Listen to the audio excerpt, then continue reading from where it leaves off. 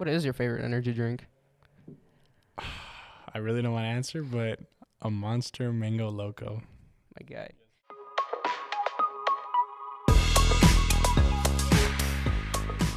I don't like mango, but I love Monster. Watermelon, man. You got to be careful though who you drink that around, because some people. Really? Well, yeah. I mean, if you see the Hebrew numeral for the Monster, do you know about that? No, Are actually. you serious? Yeah. Listen. Go ahead. Go. For those go. of you who don't know, the little their logo, Mm-hmm. kind of the I don't know. What Yeah, I think of them like lightning, like 3 lightning. It's not actually. Each one in the Hebrew numerals represents a 6. Take it from there. Just leave it like that. You heard it here for the first, folks. From the PKs themselves, we drink Monster. We drink Monster. God. But that's another That's subject. insane. I didn't know that. Yeah. Honestly. I try not to, but listen. When you're out there, shooting guns down range, and there's nothing else to drink, you're really thirsty, you need a pick me up. You're like, this is the option. There's that blue and orange Monster just right there looking at you. Like, man. And mango. Yeah. If you know me, I love mango. Like, if you gift me mangoes for my birthday, we're best friends forever. I'll gift you whatever you want. Just mangoes is it. Anything mango, I'll stop. Yeah. When it comes to mango. Yeah, no, I don't know, man. This is like so off topic too. It's like whatever, right? Kind of is. We both drink energy drinks. I don't know. I love flavors. I try to be careful how I drink it though. Yeah. When it comes to Red Bull, I like the sugar-free version of it. I don't like the the full version of it. Yeah. But even then, if we want to take it in a Christian sense, in a theological sense, if we want to put it that way, I don't think drinking an energy drink that has, a negative connotation to it Mm-hmm. will be detrimental to your salvation with God. Mm-hmm. Because, look, when I drink Red Bull around some brothers in the church, and in a different time, they would tell me, "Did you know Red Bull contains certain parts of a bull that, it's part of a bull and whatever." Mm-hmm. And you see the bull in like a satanic sense. Mm-hmm. It's like, no, I didn't think of it that way. Yeah. And then same thing with Monster. It's like, I didn't know until I came upon it that it was the the Hebrew numeral 6. Really? It's like, you didn't know. No, dude. I'm over here thinking. So, I'm like, dang. and then that opens up into a bigger subject. It's like a story that my mom told me that within her family, one of her brothers cooked up something and had alcohol inside of it, but he burned the alcohol out of it, so he couldn't get drunk out of it. Mm-hmm. So when she started eating, I think it was like rice or something, like pasta, something like that. Mm-hmm. She started eating it, and then guess what? My uncle started saying, "You just consumed alcohol. You're a sinner." Like, Fascinating. it's like, Yeah. I got you. Yeah. And it's like, she was like, "Okay, I didn't know. God is not going to condemn me for something that I genuinely didn't know that was going to be detrimental to my spirit." And then it opens up even a bigger subject of alcoholism. Yeah, because then you start thinking, well, not in that sense, but you start thinking about like when David said de los pecados ocultos, right?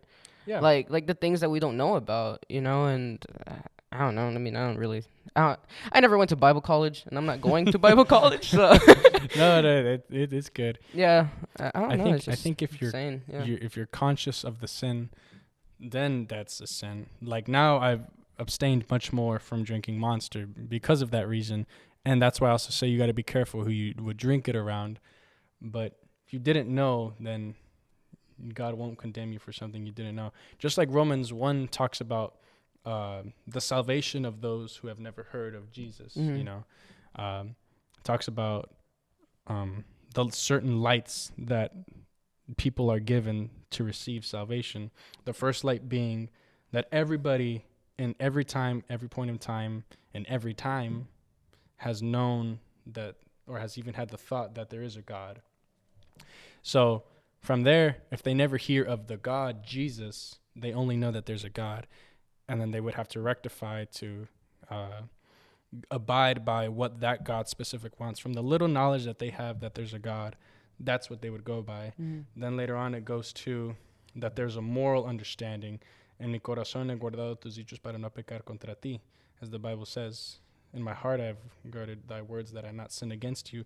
Everybody, in every point of time and in every time, has the revelation of good and evil. And it's up to them to choose if they want to do right or wrong. So according to those two lights, they'll be saved or not if they don't know of Jesus from the Bible. So it's just kind of their, in a way, if they know about Jesus, then it's an entirely different, Absolutely. like, dang, okay. Yeah, there was It's a whole other perspective. Wow. There's a Wow. beautiful movie that I watched called End of the Spear. It was of evangelists that were in, I believe, in Southern America that went to I don't remember what part of the country. It was like Portugal or somewhere in South America. And these evangelists were English speakers, and they were trying to simply evangelize to people who didn't know of God. So do you think it's just loving according to according to 1 Corinthians chapter 13, what love is? Do you think it's loving of God to condemn somebody who doesn't know of him? It wouldn't be. Exactly. Logically. Exactly. So what these evangelists were doing, it's like that God that you worship, that God that you guys say that has all power, dominance, and omnipotence, omnipresence, and omniscience, his name is Jesus. It's not whatever other God you worship. His name is Jesus. He died for you. He loves you. And then through that revelation, that's when they receive the third light, according to Romans chapter 2. And they decide from there if they're to be saved or not. But then y'all should watch that movie. It's a beautiful movie. This is from energy drinks, huh? Yeah, from energy drinks to salvation. Deeper, I'm like, okay. I love deep talks. But End of the Spear, it's a beautiful movie. And then just go watch it when you get a chance. It's pretty old, but it teaches you to love not just the person, but love the reason why salvation is essential. Yeah. So. I guess that's a whole nother topic too, like the reason behind like salvation and like thoroughly understanding the benefits, right? Like even as just young people, we're well, I mean, I'm starting in my life. I don't know about you. I mean, you're already military. What is it? Discipline. Right? No, but on a serious note, like, we're starting our lives and starting it here, it's a good thing to just kind of be here and knowing that, we have one true Savior, and being in him is just kind of, it's the best because you understand, and then you start getting deeper into it and you start studying it as well. And in your case, you go to Bible college as well, and it just slowly starts, you start dwelling deeper and deeper. And I guess like that's kind of how this conversation is going. Like we just went from energy drinks to getting into like deeper into into like the actual meaning of salvation and just kind of being here and being, I mean, I remember. Yeah. I remember asking my dad, we're in Los Angeles after we saw his mom, and we had just witnessed, we had just gone to a church. I think they were non-denominational, and they have a different way than Pentecostals worship, obviously. But I asked him, interestingly, I said, why does someone need salvation? Think about it in a secular way. Why would someone need salvation? Why would somebody need to come to the feet of Christ and be redeemed? And it was an answer that through time it was understood, but in the moment it didn't really make sense. And he said it accords to the person's experience. And I was like, what do you mean by that? He said people need salvation from their depression. People need salvation from their addictions. People need salvation from their pain. And only God, his name is Jesus, can give you that. And in that moment, I was kind of like, that's not a sufficient answer. I was just like, man, Dad, whatever. But then you look out there in the world, you see your friends, your family, whoever else, and you see, like, what if they knew God? What if they knew that there was salvation, attainable salvation? People think salvation is like, oh, salvation from going to hell. Mm-hmm. No, it's salvation from the perversity, from the sin, From our own mistakes, really. mhm, Yeah. from sin being that we miss the mark, Mhm. the standard that God expects from us. Every time we sin, we just get further and further away from God. And the closer and closer that we get to God, we feel purposed, we feel fulfilled, we feel loved. That's why salvation is needed. So you feel purpose, fulfilled, loved, complete. Yeah. That's why you need salvation. And I was Yeah. like, wow. I hope that answers the question, but Yeah. it accords to the person's experience. I Yeah. can't say the same reason why I need to be saved is the same reason you're saved. You Yeah. get it? Yeah. Yeah. Yeah. No, it's it like as you were saying, like it's based off experience, so like it depends on the situation, right? And I guess that's also where the people that don't know about Jesus comes in too. Like, well, is God really gonna judge them for, Something that they don't know. for something exactly? So, and it's the same case here. It'd be based off of who that person is, what that person, the moral reasons they exist, and kind of like, I guess, morality, because that's one of that's something that sometimes depends on certain people, and but I guess our definition in morality is a lot more standardized. I don't know. That's a good subject, morality. Yeah. Yeah, because it's and I guess our salvation depends on that sense of morality. So Morality is very interesting because, according to the second light that we're given, if we can believe that there's a God, how would we know that there is right and wrong? Like, how do we know that the Constitution itself is valid? mhm. And if you take it from an atheistic perspective, the typical answer is it's for the betterment of humans. It's for the it's for the success, for the prevailing of the human race. It's like, why humans? Why not, doves or hippos or something like that? Yeah. And they say because we have been endowed with intelligence and whatever it be. And I was like, intelligence can take you very far, very astray from what is right. Yep. When another argument for the betterment of humankind is like, tell me why Hitler was wrong. If you want to take it in a sense that morality, goodness, evil isn't standardized by God, tell me how Hitler was wrong. Yeah. And then people would say the same response, oh, it's for the betterment of humankind. It's like, dude, it's circular. The term is called circular reasoning. You kind of point to the same answer, but then when you get to a different question that points to the same answer, you're still wrong. So it's contradictory. It's contradictory to its own point. And obviously we know why Hitler was wrong. And again, en mi corazón he guardado tus dichos para no pecar contra ti. God has endowed each and every one of us to know what is right and wrong, but it's our choice to follow it and to abide by it. So, yeah, and well, I don't want to talk too much. Dude, it's in depth, Yeah. It's they're deep subjects, and Absolutely. but I don't know. In the end, we find salvation, right? And in morality, we believe there is a God, and we define our morality based off of Him, right? And then most logical senses just go from there with like what God says, is also the logical approach to a lot of scenarios. Shoot, like, don't kill, like, Why is killing wrong? Yeah. So why does your heart say that killing is wrong in a sense? And other subjects that are quote unquote more complicated, like abortion, transgenderism, homosexuality, and controversial, you could put it that way. I don't. This is probably the stubbornness from how I see things, but I strongly believe that even those people who deny that Christians are right are being dishonest to themselves. That they know for a fact that those clump of cells in the woman's womb are much more than a clump of cells.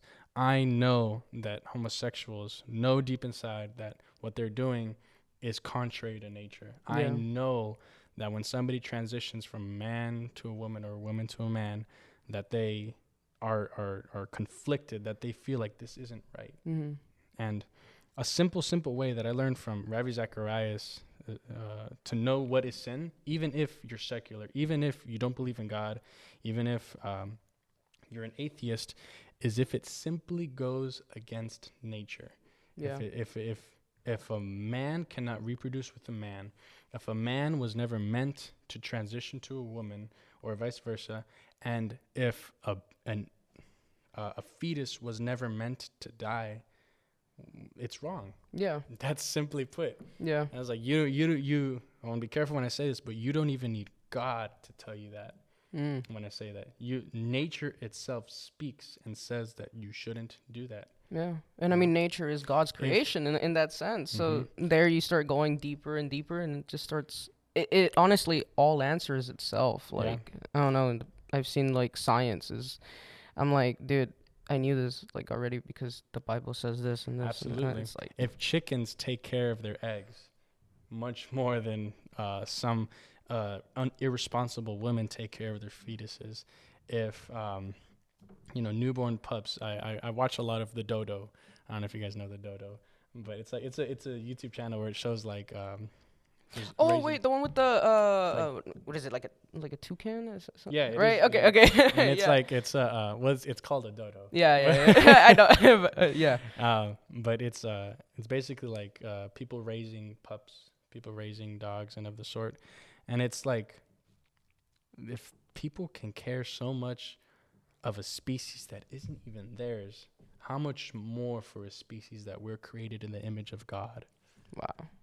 Yeah. Well, I'm not trying to make this into an abortion talk, but that's kind of what it's led to. So I strongly believe that people always know what is right and wrong, but they try to convince themselves what is right is wrong and what is wrong is right. So that's deep, man. Honestly. I love talks like that, man. Yeah. Yeah, it's I guess it's thought processes, and just kind of dwelling into it and getting deeper and deeper. And in our salvation, in our schools sometimes, and I mean, we're here, right? And we're living life, and we're in God's creation, and we're just living it, and I don't know, even then, just looking at it as living through it is just kind of mesmerizing. It's amazing. It's really it's really what God just has for us, right? The purpose to live. And then when we're happy just living, that's when we find purpose in life, right? Yeah. And and finding it in God is the best way. Finding happiness in God. Yeah. Happiness, the semantic behind happiness today doesn't mean the same thing it used to mean. Happiness used to mean the feeling of content, the feeling of satisfaction. Like a homeless man, for example, wouldn't be happy, if you get what I'm saying. A rich man would be happy because he's fulfilled, he's content, he's got everything he needs. But a homeless man, a poor man, a peasant wouldn't be happy in the context of the semantic that it was in. So in that sense, we aren't happy without God. We aren't fulfilled without God. We aren't purposed without God. Yeah. And we live however we want. We choose whatever we want. But God is happiness. My bio, it says, choose. I know I'm mentioning this. Choose Jesus. Follow him. Choose Jesus, love, and happiness. I think that fulfills just everything, the purpose in life, and the whole beauty of just worshiping God. Yeah. And we can talk about worshiping God, man. But honestly, we can talk about so many things. You find happiness, the fulfillment through God, but you also receive happiness, which now means joy. It's a synonym of joy. You find happiness, fulfillment, content, complacency with God, but you also feel joy, elatedness, and overwhelming passion and love with God. So yes, you find happiness in God. Yeah. No, it's just that satisfaction, right? Just being with him and just walking this path with God is just, it's satisfying. You know, it's gratifying too, you know. One more thing I'll say is the more you aren't a Christian and try to understand the God of the Bible, you're not going to understand him, and you're going to hate him, matter of fact. People who convince themselves that they're atheists and then they grow to try to understand the God of the Bible, they're going to learn to hate him, they're going to learn to not understand him, and they're going to learn to deviate from him. But if you start with trying to love God, if you start with trying to understand him and abide by what he wants, if you continue on from there, you'll learn to become more like him, become happy, become perfect, if I can say it that way, and just worship something that makes you better overall. Yeah. And then that's why you see atheists like Richard Dawkins, Christopher Hitchens, who passed away, and many others, Bart Ehrman, who they hate this God because they had the incorrect foundation. Yeah. You know? If you learn to understand God from who he is and what he is, you'll learn to love him. Yeah, But exactly. To you know, understand him, to love him, you know, because sometimes what people do is just they try to understand the God of the Bible just to hate on him, right? And it's like, well, you have to dwell in it and actually feel and just think and truly understand what it means, right? And I guess that slowly leads to our salvation, and then it just, that progress and that step by step, you know, again, process. And it's all in the process, right?